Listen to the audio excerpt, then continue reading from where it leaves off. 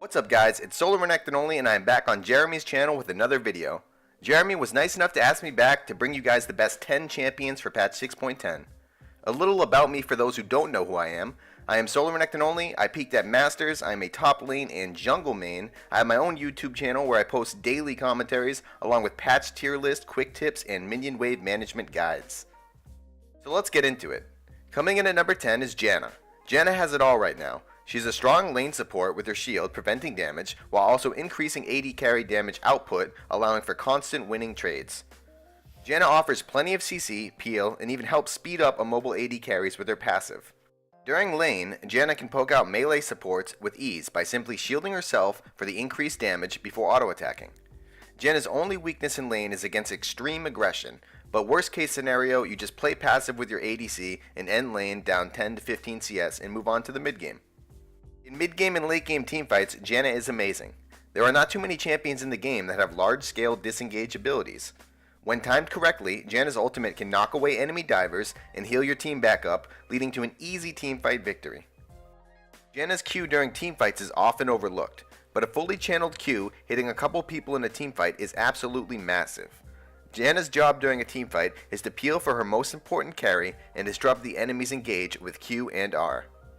Janna will be the only support to make this list, and if you are looking for more supports to play, I would suggest Alistar if you want to be tanky and be an engaged tool for your team, or if you just want another range support, you should try out Soraka.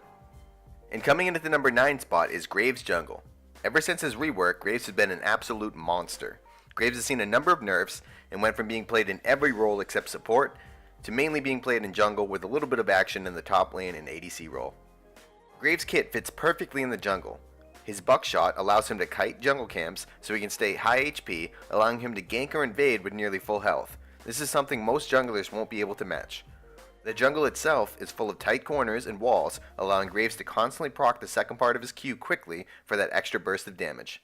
Graves' early game damage is insane, making his ganks and jungle invades extremely powerful. When ganking with Graves, it's best to look for pushed up waves where you can come from behind since Graves' dash is short range, or you can try looking for lanes that have some sort of CC where your team can buy you some time to run up close and get all of your damage off. Graves' core item is Skirmisher's Saber. This allows Graves a lot more dueling potential by reducing the incoming enemy damage by 20% for a few seconds. In the mid game, Graves' jungle should be using his early advantage to continue pressuring objectives and looking for fights in narrow chokes like the paths into Dragon and Baron. During teamfights, Graves often hits front line and kites back with his team until he sees an opening. If the enemy AD carry or AP carry get too close to Graves, just dash or flash in, auto Q R, and you will insta-kill them. Having survived all the nerfs, I feel like Graves has found his place as a powerful early game jungler with strong scaling. Coming in at number 8 is Ezreal.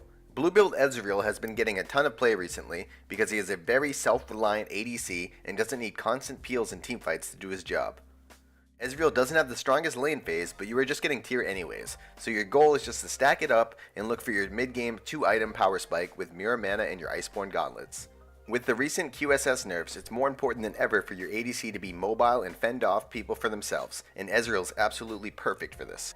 During the mid-game, Ezreal looks to poke out the enemy with Q before any objective fight. Ezreal is also a great sieger with Q poke and E to shift away from any incoming skill shots. Ezreal really wants long, drawn-out, spread-out teamfights where he can pick people off without having to deal with all 5 people at once. The longer the teamfight goes, the better it favors Ezreal, so oftentimes it's best to kite back with your Ezreal to draw out the length of the teamfight. Ezreal can sit back and poke, and when he finally sees the opening, he can switch gears and arcane shift in for some bloodthirsty kills. There are no nerfs coming on the PvE for Ezreal right now, so I foresee him being around for a while, as he is a very safe AD carry choice.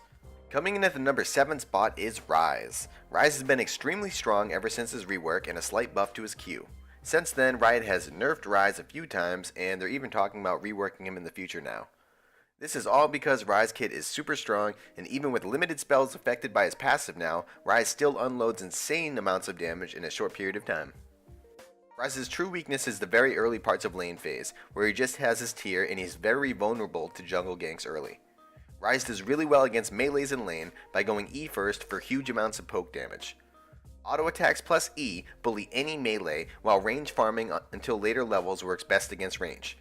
As you scale up and get your stacking items, Roa and Tier, you enter the mid game where you can start bullying everyone. Late game, Rise blows up anyone including tanks as long as you continue to rotate Q and then another spell to maximize Rise's damage during passive. It should be interesting to see what Riot does with Rise in the coming patches.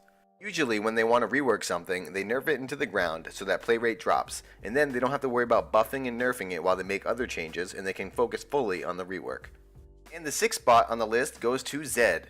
The QSS changes where it no longer removes Zed Ultimate was a massive indirect buff for Zed, who was already in a really good spot anyways last patch.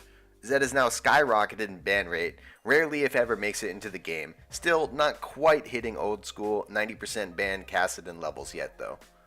Zed's lane phase is strong, and even in hard matchups, Zed can just clear minions with Q and use spells to poke out the enemy.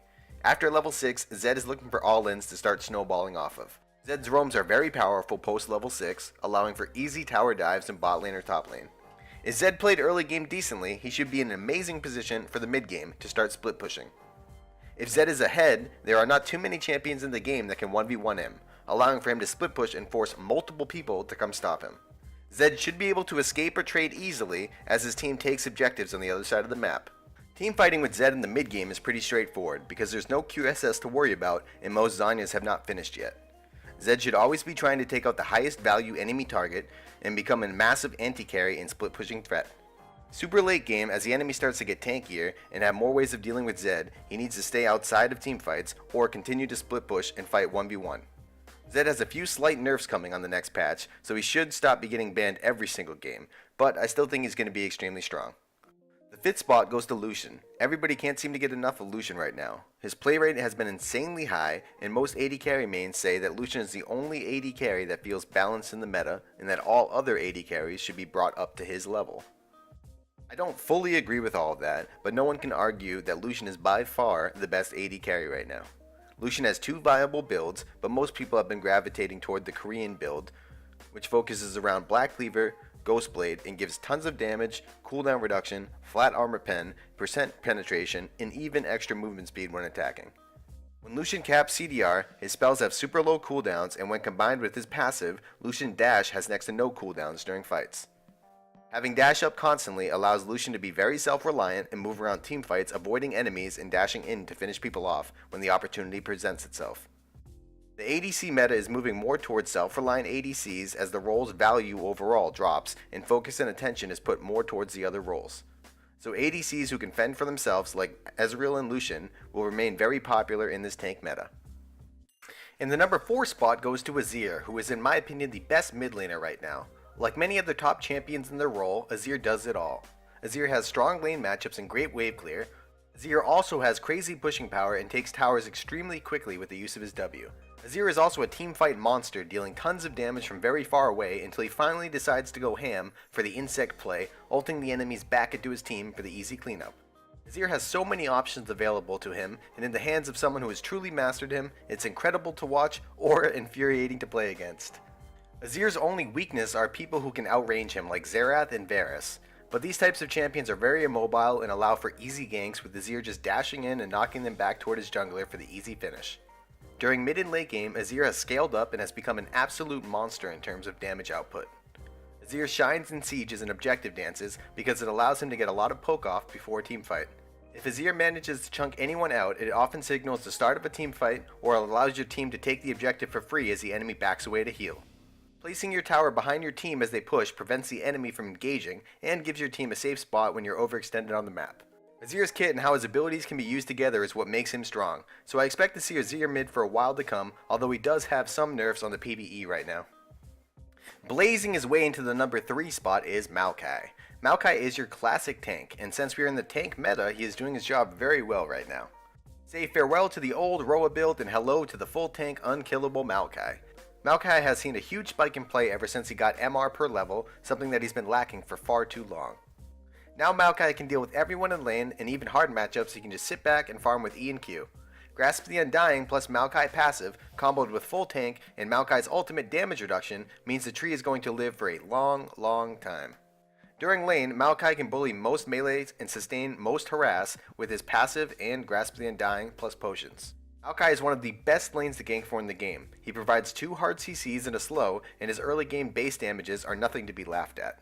Maokai has so much CC, it doesn't even matter if the enemy has wards in lane, since Maokai can just lock them down forever while his jungler strolls in to help secure the kill.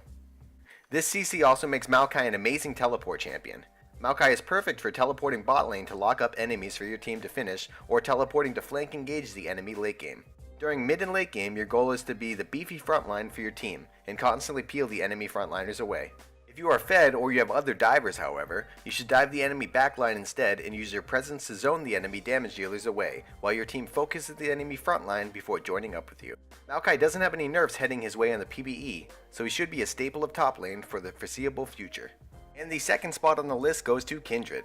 Kindred has been one of the top junglers for a while now, and it's pretty obvious why. Her early game pressure is insane, and she scales super hard into late game, and she always is useful in teamfights with her ultimate and high damages. Kindred is similar to Graves as she can clear the jungle while maintaining high health due to kiting and her kit's built-in sustain. Once Kindred clears the jungle and has red buff, she's a ganking god. When Kindred gets red buff on you, there's absolutely no escaping.